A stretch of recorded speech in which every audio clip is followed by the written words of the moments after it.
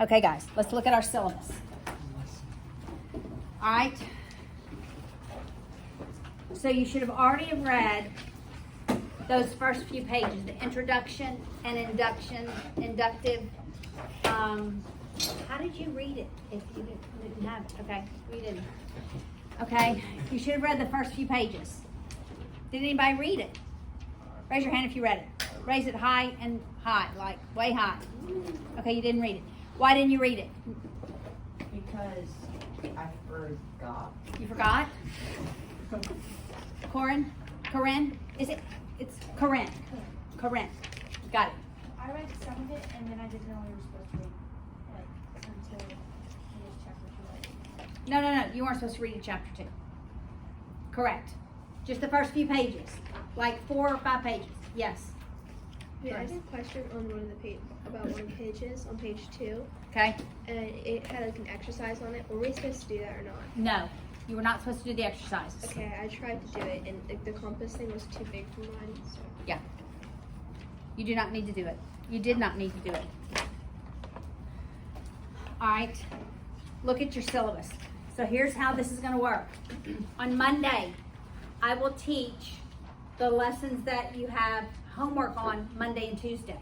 So today I will teach chapter 1, lesson 1, and chapter 1, lesson 2. Monday and Tuesday. Your homework is on today, set 1 and set 2. All of them. Hopefully we'll get, my goal for this class is to get a good bit of the homework done in class. Okay? And I'll show you what that looks like. Okay, for Tuesday, you're just doing those problems. 11 through 5, 20 through 23. All right, so probably in algebra, you felt like, oh my goodness, I'll never get done with all this homework. And in geometry, you're looking at this, oh my goodness, I have to do all of set 1 and set 2. But some are yes and no questions. So much different from algebra. Much different, okay? Wednesday, I will teach the homework that you have for Wednesday, Thursday, and Friday. So lessons 3, 4, and 5. Okay? So on Wednesday when you come to class, you will be responsible for having completed homework for lessons 1 and 2. Got it? On Monday, when you come back to class, that's in a week, you'll be responsible for the homework from lessons 3, 4, and 5. Does that make sense? And then on that Monday, August 24th, we'll do some review, chapter 2, lesson 1, and then on Wednesday, you'll be responsible for that homework. Okay? So on Monday, you're not responsible for the homework that's in the Monday box. Got it? You're responsible for the Wednesday through Friday before. Okay? All right.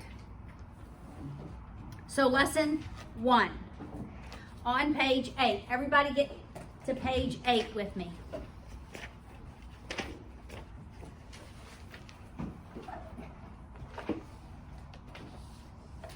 Do I have the homework in this? You do. You have all of lesson 1 and 2. Okay. That should be enough maybe for me to get You'll need a book by Wednesday, but probably not. So I'll have to make some more copies.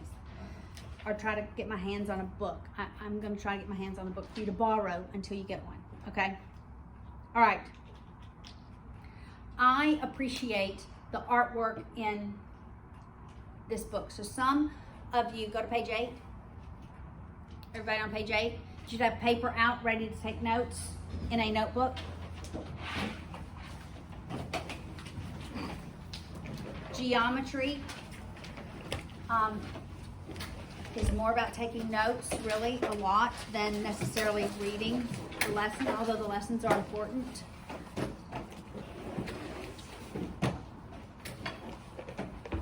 But I will teach outside of the lessons as well. I will teach things that are not in the lesson, and you will be responsible for them.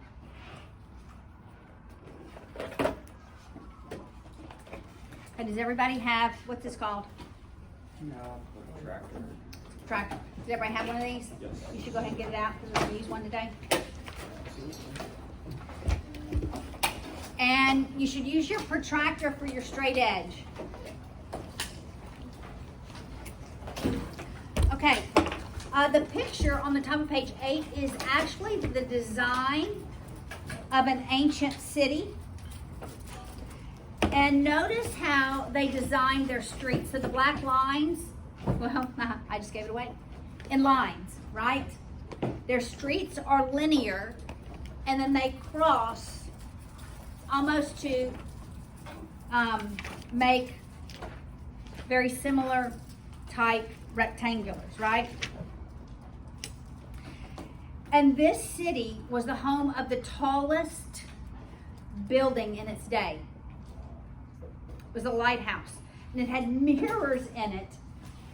And the mirrors, it is what allowed people to come into the harbor safely, because it would shine a light like 35 miles on to the ocean.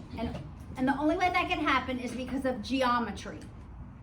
The angles had to be right, the height had to be right in order for the light to shine out far enough so that ships wouldn't come too close to the shore. Okay? All right, so it's designed in terms of straight lines. So geometry is a lot of terminology. So what will be important for you to do is to make note cards and to study the definitions. All right, so we're going to look at dimensions here. The first thing we're going to look at is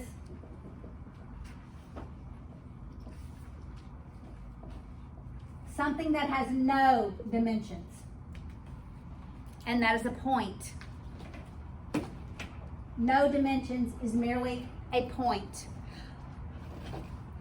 Euclid is the one who gives us most of our what's called plane geometry.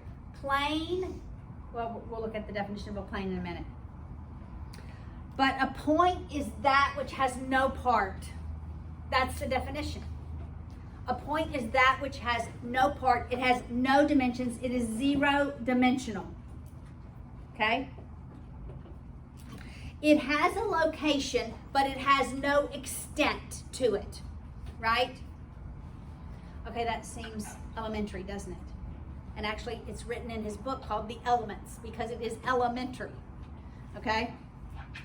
Now, something that has one dimension, well, there's several things that have one dimensions, but then what's in your textbook is a line. So that's a line. A line is breathless in length. It goes from negative infinity all the way to positive infinity on a plane. A plane is like a flat surface. Typically, we think of planes as having borders, like this board. This whiteboard, it has borders. But planes don't have borders. They are endless. They go in all directions to infinity. Okay? And you can't reach infinity. Infinity is either such a small number or such a large number that you don't reach it. Infinity is not actually a value. It's a direction. Okay? All right. How do we indicate that we have a line?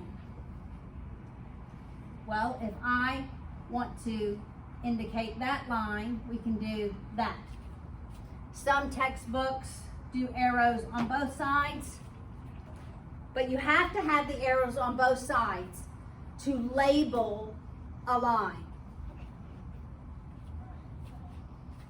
Another one-dimensional aspect are drawing, construction.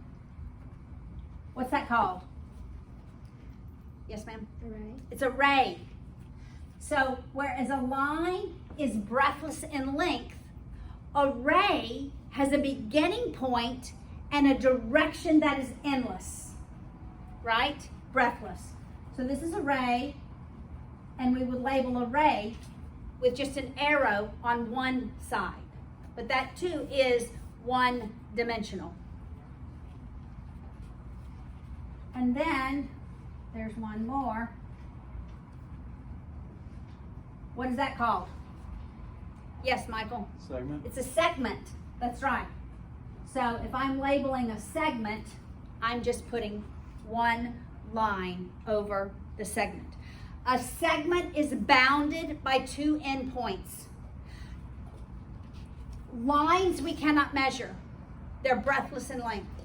Rays we cannot measure. They are breathless in length.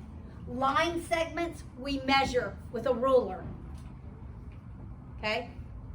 It sounds elementary, but you're going to learn a postulate that says the ruler postulate. And anytime it says you can draw a line between 2 points, the reason I can draw a line between 2 points is called the ruler postulate, because I can measure the distance between 2 points on a line segment. All right, so we have a line, we have a ray, we have a line segment. These are all one dimension. So I measure them maybe in centimeters or in inches. And let's say A is 5 and B is 7 inches. How long is that segment? Yes, Sarah? 2 inches. And it's not inches squared because we are in one dimension. So anytime you have a measurement that is one dimension, your units will be in one dimensional. That means nothing is squared, nothing is cubed. All right, 2 dimensions. So there's one more that's one dimensional. And it is, I'm too low on the board. We'll do one more over here. It is this. This is one dimensional. It's this whole length around the circle. How do we measure the length around a circle? What do we call that? Circumference. Circumference is one dimensional. Okay? So the circumference of a circle is what? What's the formula? Circumference is, say it, everybody, say it. Pi d or 2 pi r. D being the, r being the, exactly, okay? That is one dimensional, okay? 2 dimensions would be any polygon. Any polygon. What's the smallest polygon we can have? Smallest polygon. Triangle. That's right. A 3-sided. Yes. A triangle is the smallest polygon you'll have. The largest polygon you can have is an n-gon. N being a variable. It could be infinite. And in fact, we're going to test that next semester. How many sides does a polygon have to have such that its area looks like that of a circle? We're going to get infinitely more sides to see that the more sides a polygon has, the closer its area looks like pi r squared, the area of a circle. All right, so this is 2-dimensional. So let's imagine that this is a square and its side is 4 inches. What is its area? Therese? 16 16 what? inches squared. Inches squared. Notice when we have a 2-dimensional figure, we have something that is squared. That will always be the case. 100% of the time, you will have your units value will be squared because we are in 2 dimensions. Okay, what about the area of a circle? What's the area formula for a circle? Nathaniel, what's the formula for a circle? Area. We're in 2 dimensions.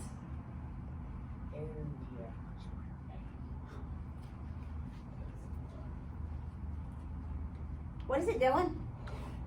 It's right there on the tip of It is. It has something to do with the.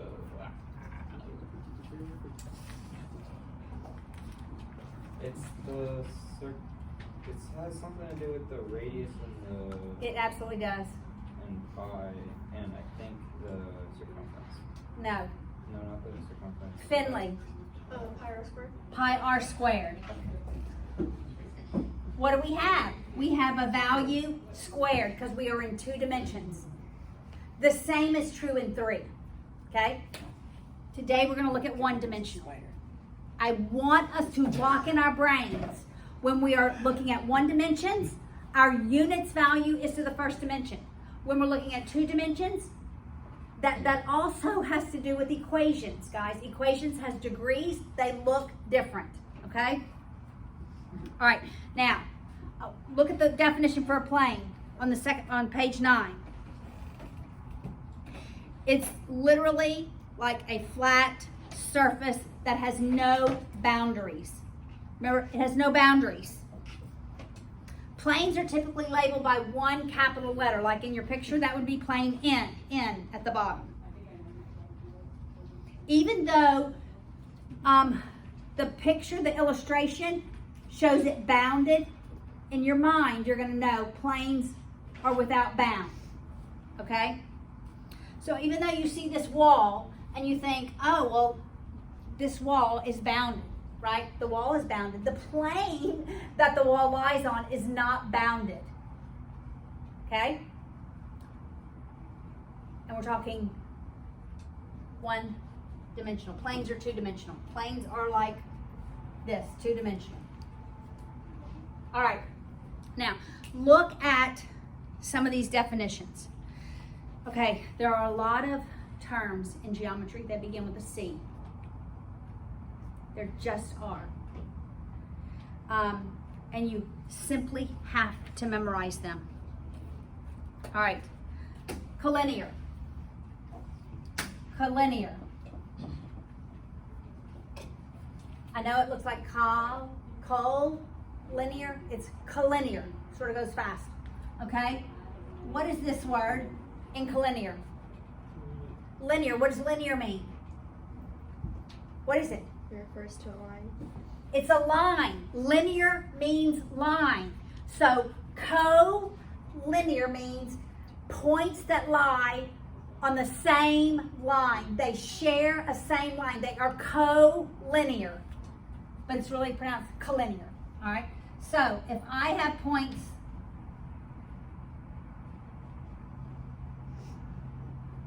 like that, I can decide, are those points collinear?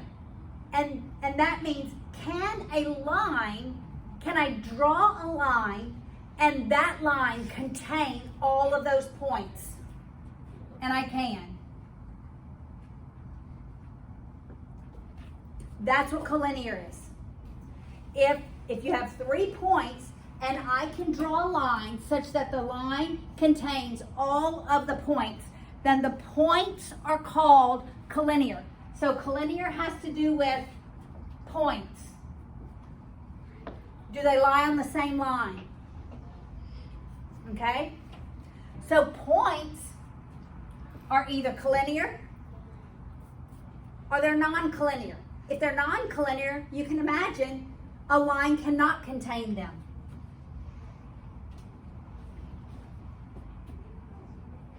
Like L, M, and N. These points are non-collinear because I cannot draw one single line and that line contain all 3 of the points. Okay, so that's non-collinear. Now, 3 non-collinear points actually determine a plane. If I have 3 points that are not collinear, then I can say that these 3 points determine a plane. That's going to be a postulate. Okay? So, I can also say, okay, these are collinear. These are non-collinear. But there is something true. Yes? Does there have to be 3 to be collinear?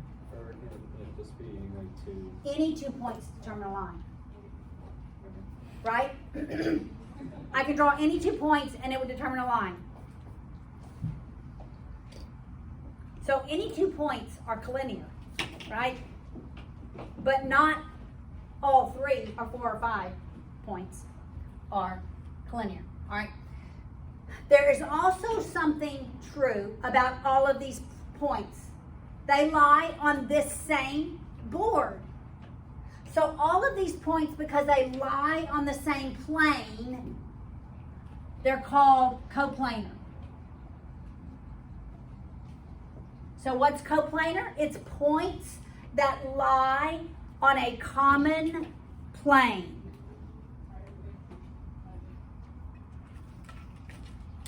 So A, B, C, L, M, and N, all of those points are coplanar.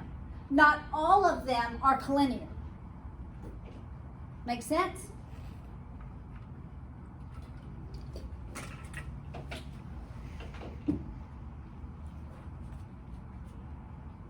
Okay, that's 3 C words. Now, one more.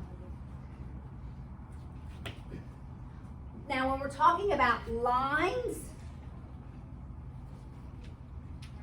so this next word deals with lines. So far we've dealt with points, but this next term deals with lines.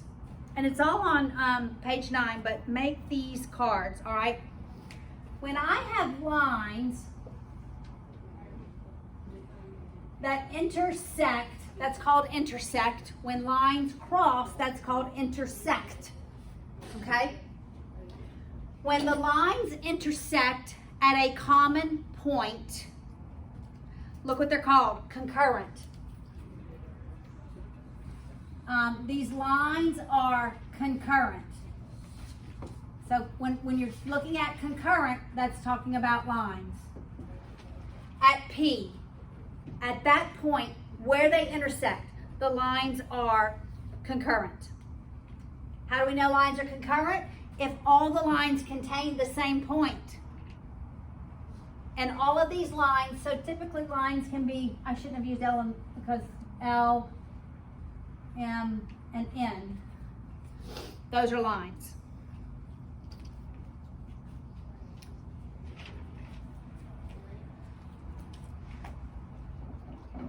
All right, so we're going to practice with these words.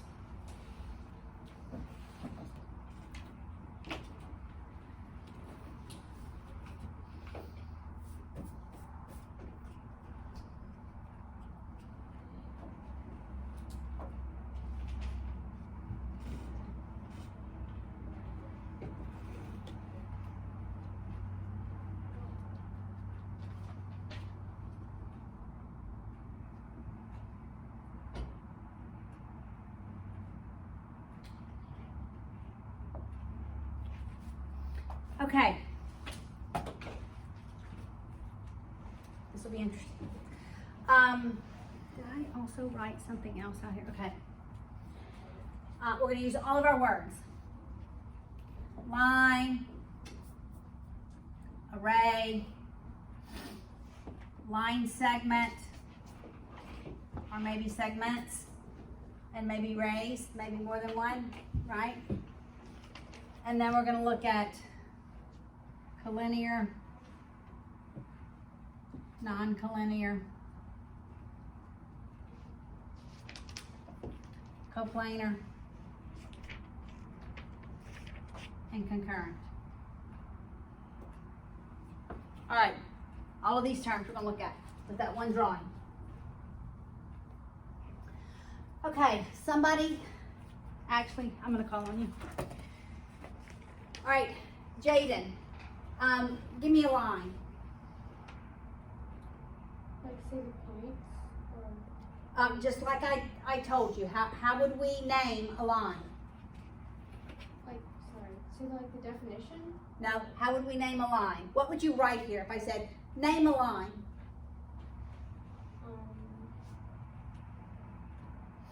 So yes, you would use letters. Okay, you would say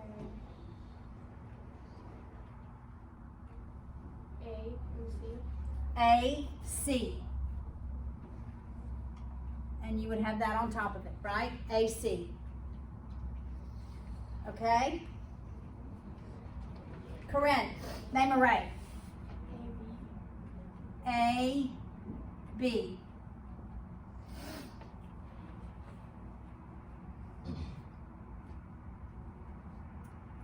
Could there be one more right? Therese? Maybe raise C. If you take it from that point. I would say you could do A, C. If you just start at A and go to C. Make sense? Okay? All right. A line segment, Hannah. D-E. Okay. D, E. Any more? If you started at, no. Could you do A, B? Absolutely. A, B. Any more? Would AC work? A, C would work. Any more? A, E. A, E would work. Did we get them all? D, A. As long as I marked it correctly. Yes, Nathaniel? Could it be like AD instead of DA? Does that Yes, matter? it could be. Yes, it could be. You like writing in alphabetical order? I just wanted to know. Yeah, I appreciate that alphabetical order as well. Okay. Okay, I'm trying to call on everybody here. Michael, name me some collinear points.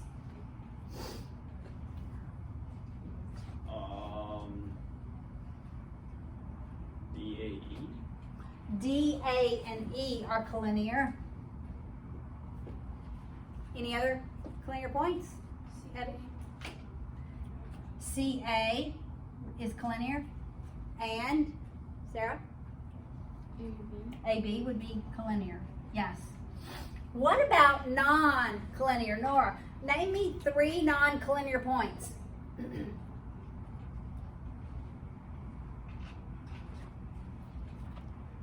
That's okay. Look at your notes.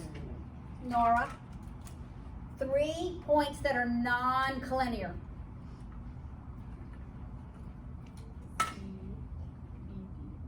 Say that again. CBD, absolutely. Good job. CBD. Anybody else can name? Yes? C-A-B. CAB, yes. Any others? Yes?